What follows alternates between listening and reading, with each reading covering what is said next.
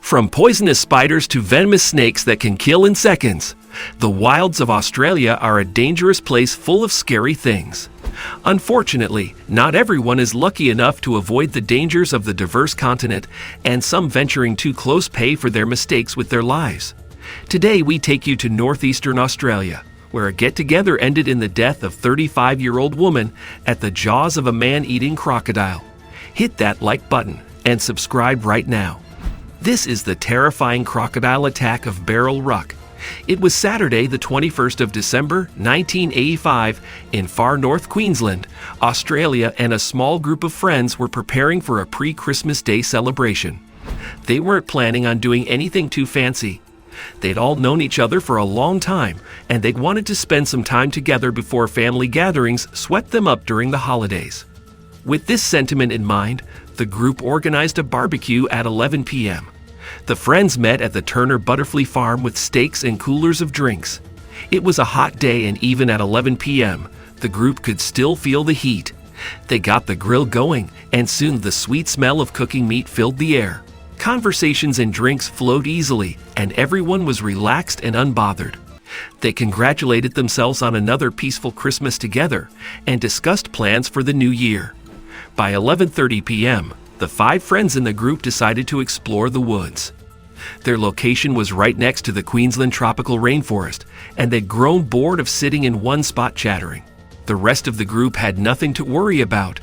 After all, there was a lot of human activity around the area, and the 5 were grown adults. They were very much capable of taking care of themselves.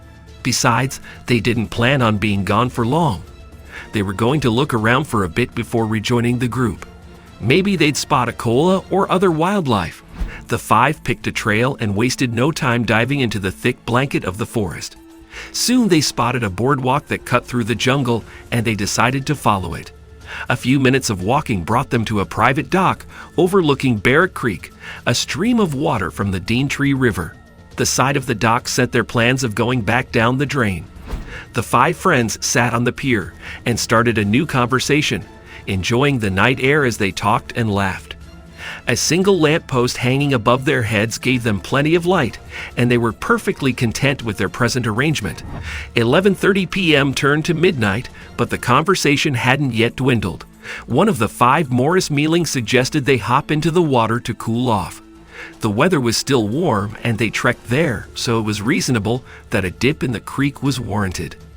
The Daintree River is home to an ever-growing population of crocodiles, and northeastern Australia is commonly known as croc country. The friends knew this. They were all aware that their spot was close to the mouth of the Daintree, where the river opens to the Coral Sea. And as the tides made the waters rise and fall, bull sharks swam into the river looking for whatever lowly animal dared to tread the waters. The sharks were scary enough, but crocodile attacks are 100 times deadlier than shark attacks. Sometimes sharks approach humans out of curiosity and get spooked into biting. Crocodiles have one mission in mind when they approach their prey, and that is to kill.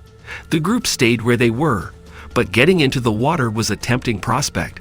The tides were low, so it was only a few feet deep, and that ruled out the possibility of sharks. Additionally, the water's surface was still like a blank slate. There didn't seem to be any impending danger, and it was easy for anyone to walk in and wade about. If there was any danger, they could surely spot it and get away in time. With those thoughts in mind, Morris steeled his conviction and got into the water. He stayed close to the edge, did a quick lap around the water, then hurried right back out like someone was hot on his heels. Even though the night was hot, Maurice was suddenly shivering. Being in the water filled him with a strong sense of dread. Every nerve ending in his body was drawn taut, and goosebumps prickled his flesh. The worst part was he couldn't even explain why he suddenly wanted to get the heck out of there. Something just felt off, and he couldn't put his finger on what it was. Trying to keep his emotions in check, Maurice told his 3 friends to stay out of the water. They were still chatting on the docks, and they were better off staying put for the remainder of the evening. Unfortunately, seeing Maurice in the water filled the rest of them with the courage to sink their feet into the cool water. Considering how calm the water remained, the tide still low, and Morris had just gone in and come out unscathed. They'd wanted to dip in the pleasant water as well. Whatever predators beneath the surface were indeed far away. And again, they could simply spot the danger and get out fast enough quick to get into the water. Next were friends John and Rob, followed closely by the 35-year-old shopkeeper Beryl Ruck. John and Rob effortlessly got into the murky black water and remained chatting close to the dock, even though they did not want to go further. Morris and his wife Selena remained in the safety of the jetty, enjoying the view from there while Beryl waited around in the water. It seemed like the perfect night. Just 5 friends having fun. What could go wrong? Unbeknownst to the group, Maurice's intuition was spot on. A deadly beast was hunting them in the blackness of the night, and the stillness of the water just out of reach of the lamp's soft glow lay a massive crocodile. In the darkness, the animal had no problem camouflaging with its surroundings. It remained hidden below the surface of the water, away from the weak scope of unsuspecting human eyes. Its movements were calculated so as not to shake the waters, and it had its sights set on the group. Its dinner. Slowly, patiently, the predator moved closer to its prey.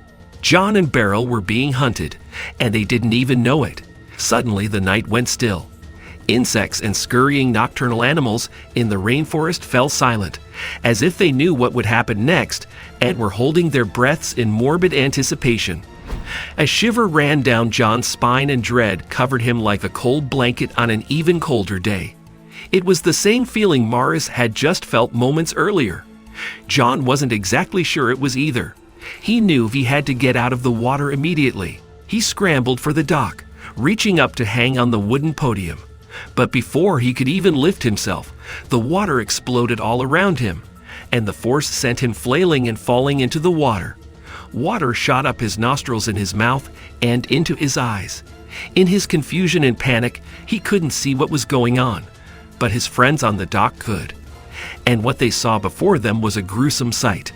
Before them was a humongous crocodile, standing about 17 to 18 feet in length, and it had its teeth sunken into Beryl's flesh. Her face was a mask of pure terror. Her eyes were wide and her mouth was open, as if she wanted to scream, but had suddenly forgotten how. The crocodile dragged her beneath the water's surface before she could even try to let that scream out. It was the 22nd of December, 1985, and Beryl Ruck was gone, never to be seen again. Beryl's friends were not only left mentally and emotionally scarred for life, but they were also left with the heavy burden of telling others what had happened to the poor woman and the guilt of their actions. If only they had remained on the farm with the others, or at least chatted until midnight before returning.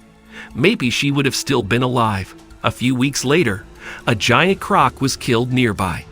The crocodile was dubbed Big Jim, and found in its stomach was the arm of a female human.